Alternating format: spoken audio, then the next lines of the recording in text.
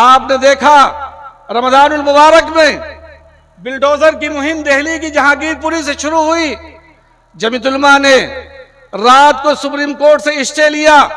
جمعیت علماء ہند کے لیگل معاملات کے نگراں اور ذمہ دار مولانا نیاز فاروقی صاحب نے حضرت صدر محترم کے مشورے سے رمضان المبارک میں رات کو الحمدللہ سپریم کورٹ نے اسٹے دیا. اور پھر جہانگیر پوری دہلی کے ساتھ ساتھ اس کے بعد ہلدوانی نینی تال جو اتراکھنڈ میں 50,000 لوگ 50,000 افراد دسمبر کی سردی میں روڈ پر بیٹھے ہوئے تھے. جمعیت علماء ہند کا وفد گیا, اس میں بھی شامل تھا اور مولانا غیور احمد قاسمی صاحب اور ہمارے ساتھی. وہاں ان سے ملے, بات کی, تیار کیا, ان کو دہلی لے کے آئے. کچھ ذمہ داروں کو مقدمہ سپریم کورٹ میں گیا. اللہ کی مہربانی سے اس پر بھی فیصلہ ان کے حق میں آیا, ورنہ آج 50,000 لوگ 50,000 افراد بے گھر ہو چکے ہوتے. اللہ کی مہربانی سے جمعیت علماء نے بلڈوزر پہ قدغن لگوایا اور آج انشاءاللہ آنے والے دنوں بھی اس میں کامیابی ملے گی. آپ سے گزارش ہے کہ آپ دعا کریں. اسی طرح سے ابھی بہت سارے معاملات آپ نے سنے, ماب لنچنگ کے واقعات, ہیڈ کرائم اور دیگر معاملات کو آپ نے سنا. اس پر خصوصی توجہ کی ضرورت ہے. دہلی فساد زدگان کے معاملات, 600 افراد کی ضمانت, میوات کے حالات, 558 لوگوں کی ضمانت, پھر اسی طرح سے اور ملک کے دیگر علاقوں میں جو بعض ایسے لوگ تھے جن پہ پھانسی کا فیصلہ ہو چکا تھا, جمعیت علماء نے ان مقدمات کو لڑا اور اللہ تعالیٰ نے کامیابی عطا فرمائی. ابھی بالکل ماضی قریب میں ہمارے کسی بھائی نے اسٹیج پہ ابھی کچھ ذکر کیا تھا مسلک سے اوپر اٹھ کر کے. میں سچ کہتا ہوں, آپ یقین مانیے جمعیت علماء اس ملک کی جماعت ہے. جمعیت علماء کسی مسلک اور مذہب کی جماعت نہیں. جمعیت علماء جتنا ضروری مسلمان کے لیے ہے, جمعیت علماء اتنا ہی ضروری برادران وطن کے لیے ہے. جمعیت علماء جتنا ضروری ایک دوسرے بھائی کے لیے, غیر مسلم بھائی کے لیے ہے, اتنا ہی ہمارے آپ سب کے لیے ہے. میں آپ کو سنبھل لے چلتا ہوں.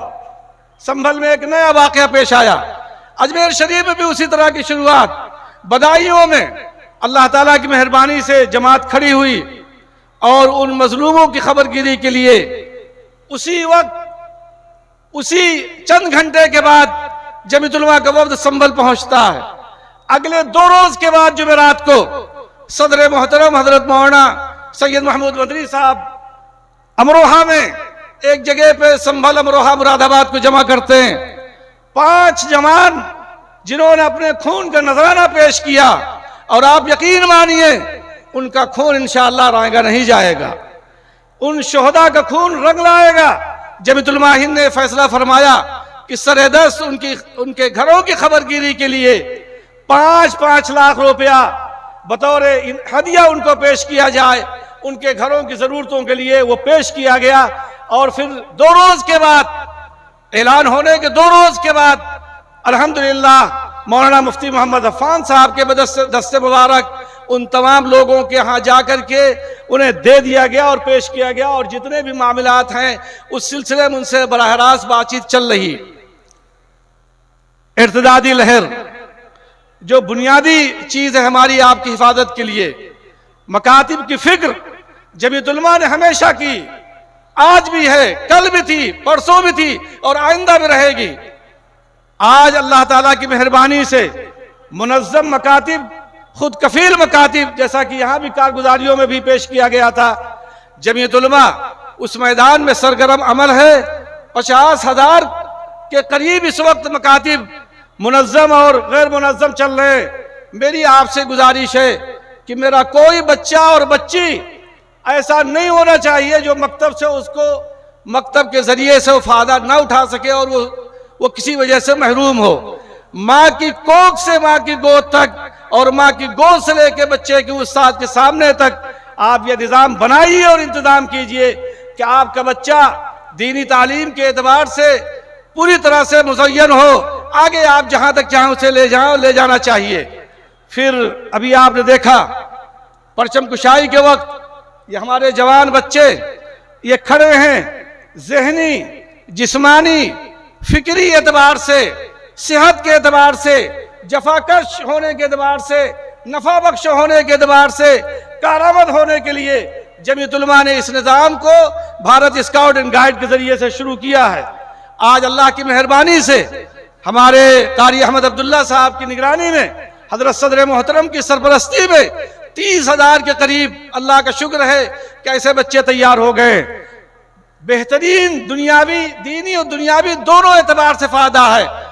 آپ سے میری مؤدبانہ درخواست ہے، اسکولوں اور کالجوں کے بچے اور بچیوں کو، پھر اسی طرح سے مدارس کے طلباء اور گاؤں میں جو لوگ گاؤں کے بچے ہیں ان کو بھی آپ سب حضرات، جمعیت علماء کے ذمہ دار حضرات، جس طرح سے آپ نے ابھی اپنی اپنی اکائیوں کی کارگزاریاں پیش کی ہیں، اسی طرح سے میری یہ گزارش ہے کہ سبھی لوگ، سبھی احباب اس نظام کو اچھی طرح سے سمجھ لیں۔ یہ جو بچے ہمارے اسکاؤٹ کے ڈریس میں نظر آ رہے ہیں، یہ اپنے لیے کتنے نفع بخش ہیں اور کتنے کارآمد ہو سکتے ہیں۔ اس شعبے کا حصہ آپ بنیے۔ ید اللہ علی الجماع، جماعت پر اللہ کا ہاتھ ہوتا ہے۔ پورے ملک میں انفرادی طور پہ بہت اچھا کام بہت سارے لوگ کرتے ہیں، لیکن اجتماعی نظام میں برکت ہے۔ جناب رسول اللہ صلی اللہ تعالی علیہ وسلم سے ہم سب کو اللہ تعالیٰ نسبت عطا فرمائے، ان قریب مضبوط رشتہ ہمارا قائم ہو۔ یہ جھنڈا جو آپ دیکھ رہے ہیں کالا اور سفید، حضرت برا ابن عازب رضی اللہ تعالیٰ عنہ نے ارشاد فرمایا، ان کی روایت کہ جناب رسول اللہ صلی اللہ تعالیٰ علیہ وسلم نے فتح مکہ کے موقع پر کالی اور سفید دھاریوں والا کپڑا استعمال فرمایا تھا۔ اکابر نے اس جھنڈے کو آزادی سے پہلے اور آزادی کے بعد سے اب تک، اور انشاءاللہ جب تک دنیا رہے گی، جمعیت علماء کے ہاتھوں میں پرچم رہے گا۔ اور انشاءاللہ ثم انشاءاللہ نہ مدارس ختم ہوں گے، نہ مسجدیں ختم ہوں گی، آپ رہیں گے بشرطے کہ آپ مضبوطی کے ساتھ اللہ سے اپنے رشتے کو مضبوطی کے ساتھ پکڑیے اور جم جائیے۔ ممبر سازی ہونے والی ان قریب انشاءاللہ اعلان ہوگا۔ ہر عاقل بالغ مرد عورت مسلمان جمعیت علماء کے ساتھ جڑ جائے اور جہاں جہاں وہ ہو اپنے اپنے اعتبار سے کلمہ گو کو اس جماعت کے ممبر بنائیں اور اس ممبر سے ان کو وابستہ کریں۔ انشاءاللہ بہت مفید ہوگا اور بہت نفع ہوگا۔ اللہ ہمارے اس ملک میں امن قائم فرمائے، بدامنی سے اس ملک کی حفاظت فرمائے۔ جو مریض ہیں اللہ انہیں شفا عطا فرمائے، جو مرحوم ہو چکے اللہ تعالیٰ ان کی مغفرت فرمائے۔ ہمارے جمعیت علماء اتر پردیش کے صدر محترم حضرت مولانا عبدالرب اعظمی صاحب، ابھی کل دوپہر اسی وقت ان کا انتقال ہوا۔ آپ حضرات سے میری گزارش ہے کہ ان کی مغفرت کے لیے دعا فرمائے کہ اللہ تعالیٰ ان کے درجات کو بلند فرمائے، اور ہمارے بہت ہی قابل قدر ساتھی حافظ عبداللہ عاصم صاحب کی صحت اچھی نہیں، بیمار ہیں، ان کی شفا یابی کے لیے دعا فرمائیے۔ جزاک اللہ۔ میں پھر دل کی گہرائیوں سے آپ سب کو مولانا مناظر صاحب صرف ایک بات میں عرض کرنا چاہتا ہوں کشن گنج کے سیلاب کے تعلق سے۔ کام اللہ خوب لیتا ہے بشرطے کہ آپ کی نیت درست ہو اور آپ میدان میں ہوں۔ ابھی کشن گنج اور اس سیمانچل کے علاقے کے سیلاب کے تعلق سے ذکر کیا گیا، روہنگیا کے مظلوموں کی خبر گیری یہاں رہتے ہوئے کی گئی، جایا گیا، مختلف علاقوں میں کام ہوئے۔ یہاں ایک گاؤں ہے، کیا نام ہے؟ کمار منی۔ آپ یقین مانیے جو لوگ کشن گنج کے ہیں میں ان سے کہتا ہوں اسے دیکھ لیں۔ کمار منی، اس میں 12-13 تالاب کی شکل جیسے گڑھے ہو گئے تھے۔ یہاں کے سیاسی لوگ بھی اس کو بنانے سے نا امید ہو چکے تھے کہ بنے گا اور یہ باندھ روکا جا سکتا ہے۔